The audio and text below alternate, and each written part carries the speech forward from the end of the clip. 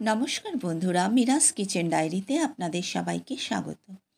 এখন আমি বানাবো দারুণ স্বাদের একটা চিকেন কাবাব, যার জন্য এখানে আমি 400 গ্রাম বোনলেস চিকেন নিয়েছি।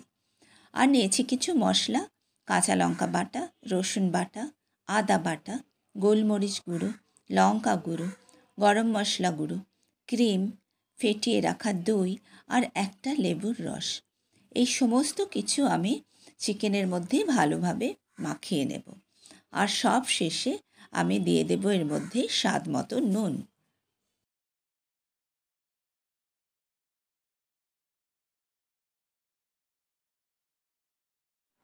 এবার ম্যারিনেট করা মাংসটাকে আমি 2 ঘন্টার জন্য ফ্রিজে রেখে দেব।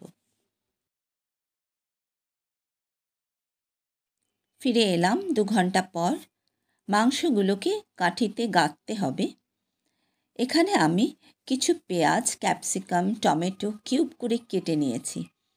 এবার কাঠিতে মাংস, ক্যাপসিকাম, পেঁয়াজ, টমেটো পরপর গেঁথে দিলাম।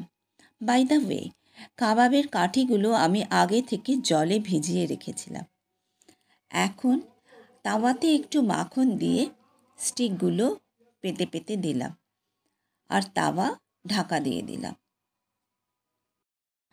তাওয়ার ঢাকনা সরিয়ে এবার আমি এই শিকগুলোকে আবার এপিট এপিট করে অল্প মাখন ব্রাশ করে আবার ভালোভাবে সেঁকে নিলাম।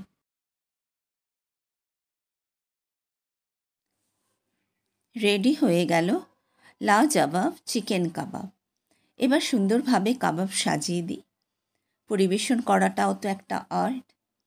বন্ধুরা, রেসিপিটি দেখে যদি আপনাদের ভালো লাগে একটা লাইক করে দেবেন, বন্ধুদের সঙ্গে শেয়ার করবেন। চ্যানেলটিকে যদি সাবস্ক্রাইব করে না থাকেন, চ্যানেলটি সাবস্ক্রাইব করে দেবেন। আমার সঙ্গে থাকার জন্য আপনাদের অসংখ্য ধন্যবাদ। আবার দেখা হচ্ছে একটা নতুন রেসিপিতে।